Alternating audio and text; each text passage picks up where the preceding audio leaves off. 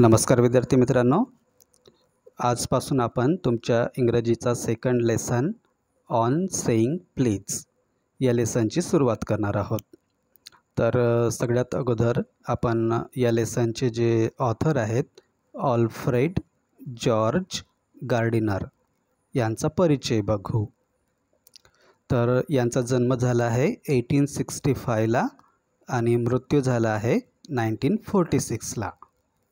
ठीक आहे. तर पूर्ण सेंटेन्स वाचू.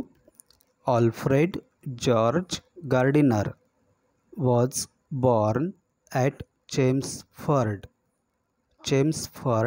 In Essex in 1865. तर यांचा जन्म झाला आहे चेम्सफर्ड, इसेक्समधील चेम्सफर्ड या शहरामध्ये 1865मध्ये. आता हे चेम्सफर्ड आणि इसेक्स ही प्लेसेस कुठे आहेत ते तुम्ही शोधा आणि मला सांगा. He started his literary career as a journalist. Literary म्हणजे लिहिण्यासंबंधीचा, लेखनासंबंधीचा. त्यांनी त्यांचा लिटररी करियर आहे तो कशापासून सुरुवात केला? जर्नलिस्ट. सगळ्यात अगोदर ते बनले जर्नलिस्ट. जर्नलिस्ट म्हणजे पत्रकार. न्यूजपेपरमध्ये जे आर्टिकल्स लिहितात किंवा हे न्यूज वगैरे देतात त्याला जर्नलिस्ट म्हणतात. At the age of 37 he was appointed editor of the daily news London. 37 या वर्षी, त्यांच्या वयाच्या 37व्या वर्षी त्यांची नेमणूक कशावर झाली? डेली न्यूज, लंडनच्या डेली न्यूज या न्यूजपेपरच्या एडिटरपदी. Under the pseudonym. बघा, सुडोनिम काय असते? जसं तुम्हाला माहीतच आहे की काही ॲक्टर्स असे असतात त्यांचं रिअल नेम वेगळं असते आणि ते ॲक्टिंग वेगळ्या नावाने करतात, राईट ना? म्हणजे ते फेमस वेगळ्या नावाने होतात.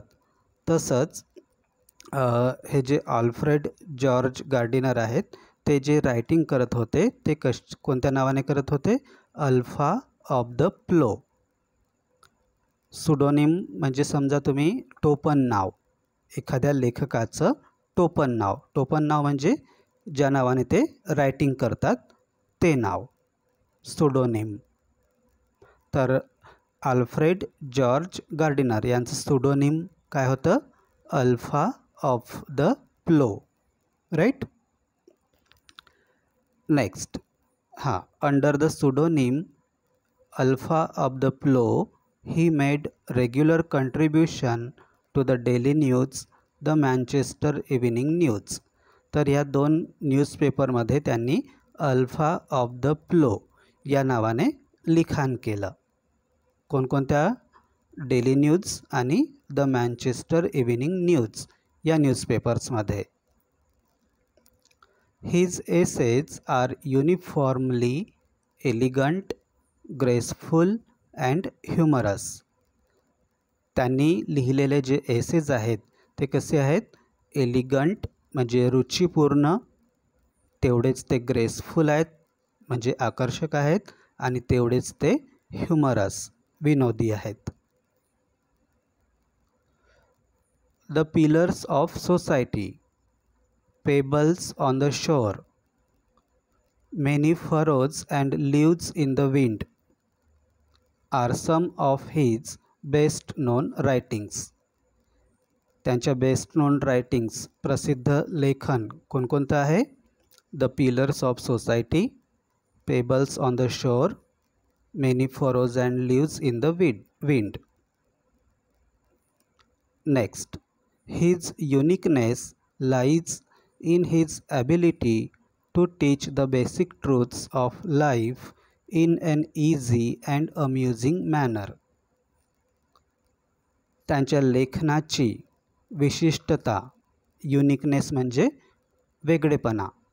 तर त्यांच्या लेखनाचा वेगळेपणा काय आहे की ते एव्हरीडे लाईफमधील जे बेसिक ट्रूथ्स आहेत, छोट्या छोट्या गोष्टी आहेत, छोट्या छोट्या शहाणपणाच्या गोष्टी आहेत, त्या सोप्या आणि विनोदी पद्धतीने शिकवतात आपल्या रायटिंगमधून. He raised the question of morality in everyday life. Morality म्हणजे नैतिकता किंवा सदाचरण म्हणजे चांगलं आचरण. तर ते काय करतात आपल्या रायटिंगमध्ये मॉरॅलिटीचा म्हणजे दैनंदिन जीवनातील नैतिकतेचा जो प्रश्न आहे तो आपल्या वाचकासमोर उभा करतात. Next, in on saying please he points out the value of good manners in social life. ते काय करतात या स्टोरीमध्ये म्हणजे या आर्टिकलमध्ये ऑन सेईंग प्लीज या आर्टिकलमध्ये ते कशाचं महत्त्व अधोरेखित करतात? गुड मॅनर्स म्हणजे सोशल लाईफमध्ये आपल्या सामाजिक जीवनामध्ये गुड मॅनर्सचं किती महत्त्व आहे ते आपल्याला पटवून देतात. And emphasises the importance of courtesy and politeness in daily behaviour. आणि याचं महत्त्व कर्टेसी म्हणजे काय होते? सभ्यता, सभ्य वागणूक. आणि पोलाइटनेस म्हणजे नम्रता, विनयशीलता. यांचं कर्टेसी आणि पोलाइटनेसचं डेली बिहेवियरमध्ये रोजच्या आपल्या आचरणामध्ये किती महत्त्व आहे त्याचं महत्त्व त्या महत्त्वावर ते जोर देतात. एम्फसाइज म्हणजे जोर देणे, प्रभावीपणे तो मुद्दा समजावून सांगणे. He shows how polite speech and manner sweeten the atmosphere around. And इथपर्यंत समजू. ते या लेसनमध्ये हे एक्सप्लेन करतात की पोलाइट स्पीच म्हणजे वाणी, आपली भाषा. पोलाइट स्पीच आणि गुड मॅनर्स कसं आपल्या सभोवतालचं ॲटमॉस्फिअर मधुर करतात. आणि how discourtesy and ill manners spoil or pollute it. आणि त्याच्या विरुद्ध डिस्कर्टसी म्हणजे असभ्यपणा किंवा उद्धटपणा. आणि इल मॅनर्स म्हणजे गुड मॅनर्सच्या अपोजिट इल मॅनर्स, वाईट वर्तन, दुर्वर्तन.